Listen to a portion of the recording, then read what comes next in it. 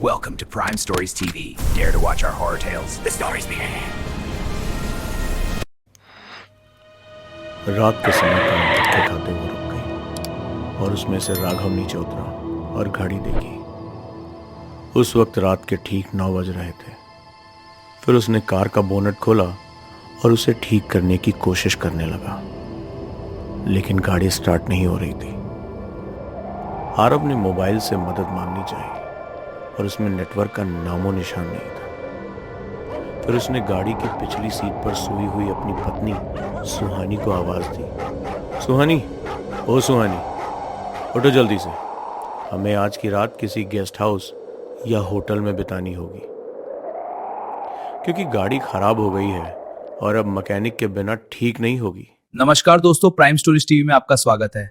Horror stories पसंद है तो चैनल को सब्सक्राइब जरूर करें। हमेशा की तरह सुहानी नींद में ही बड़बड़ाते हो उठी। राघव, तुमसे एक काम ढंग से नहीं होता। कब से बोल रही हूं, ये तुम्हारी पुरानी खटारा बेचकर कम से कम एक सेकंड हैंड कार ले लो। जवाब में आरव बोला, खरीद लेंगे माता रानी। अब अपना बैग उठाओ और चलो, कहीं रात गुजारने का जुगाड़ करते हैं। फिर दोनों जंगल की कच्ची सड़क छोड़ के मेन हाईवे पे आ गए। उसी वक्त उन्हें जंगल में कहीं दूर भेड़ियों के रोने की आवाज आई। उन भेड़ियों की आवाजें काली रात को और डरावना बना दी। दोनों लगभग आधा घंटा चलते रहे, पर उन्हें ना कोई लिफ्ट मिली और ना ही कोई बोली। सुहानी बोली, राघव, तुम्हारे बेवकूफ दोस्त कुंदन ने ये कौन से वीराने में फार्म हाउस खरीदा है? इस बात पर राघव कुछ कहता उससे पहले ही आसमान में जबरदस्त बिजली कड़की। उस आवाज से डरी हुई सुहानी राघव के सीने से लिपट गई। उस वक्त राघव के चेहरे पर मुस्कान चमकी। तेज बारिश के आसार नजर आने लगे। तभी चलते चलते बिजली की चमचमाती की रोशनी में उन्हें एक पुरानी हवेली दिखाई दी। वो दोनों तेजी से दौड़ते दौड़ते उस हवेली के नजदीक पहुंचे। हवेली गेट पर उन्हें कोई वॉचमैन नजर नहीं आया, इसलिए वो दोनों गेट खोलकर हवेली के मुख्य दरवाजे के पास पहुंचे।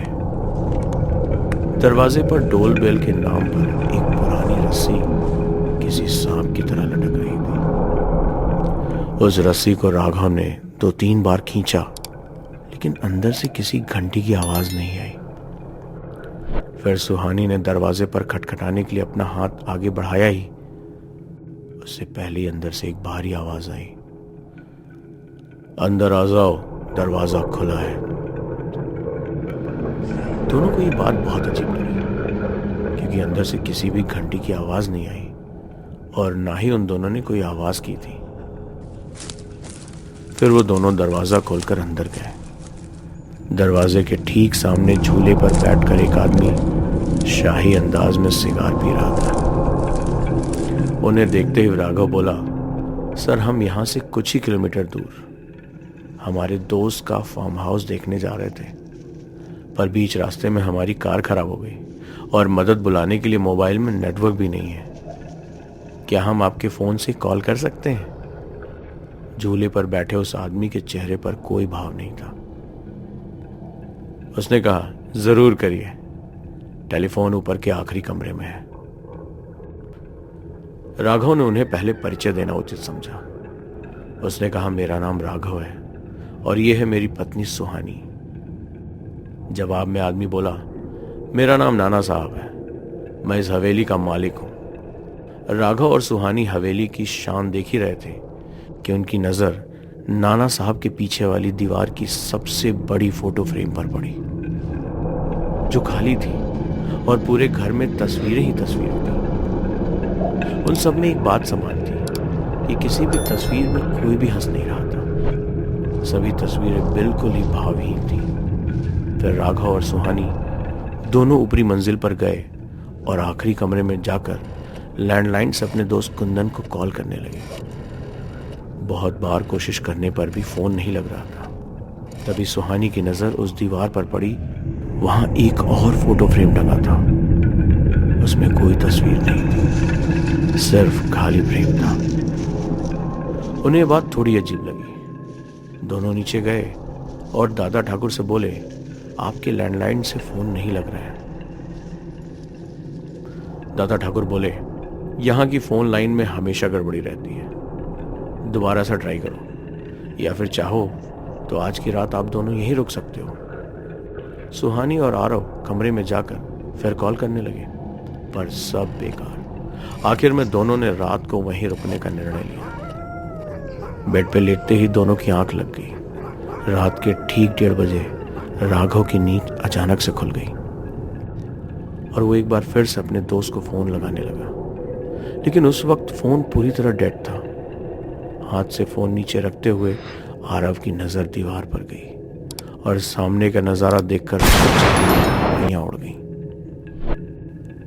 क्योंकि कुछ घंटे पहले देखी हुई खाली फ्रेम में अब उन दोनों की तस्वीर थी और उसके नीचे लिखी हुई थी उनके मौत की तारीख।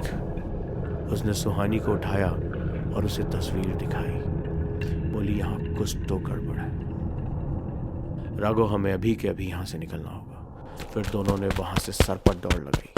सीढ़ियों से वो दोनों तेजी से नीचे उतरने लगे। उतरते वक्त उन्होंने महसूस किया कि सीढ़ियों पर उन्हें 4 पैरों की जगह 6 पैरों की आवाज आ रही है। अब वो दोनों काफी डर चुके थे। कुछ भी करके वो बस दरवाजा खोल के बाहर भागना चाहते थे, पर दरवाजे के पास पहुंचने के बाद जब दोनों ने उसे खोलने की कोशिश की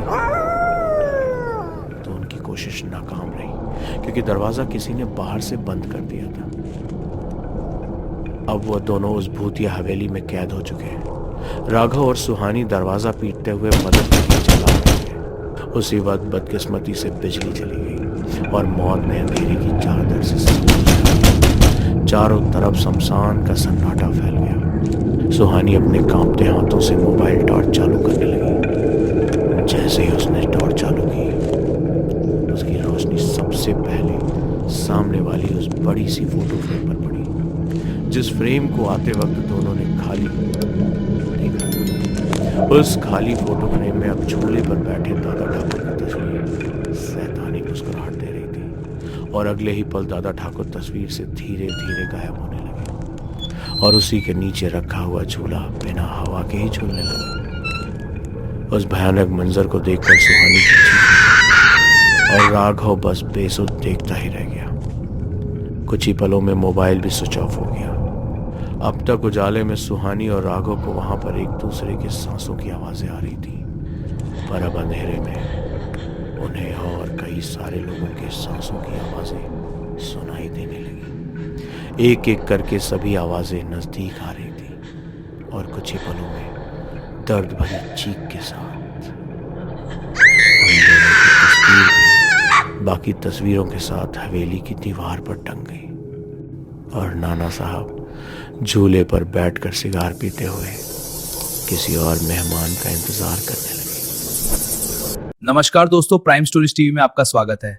हॉरर स्टोरीज पसंद है तो चैनल को सब्सक्राइब जरूर करें।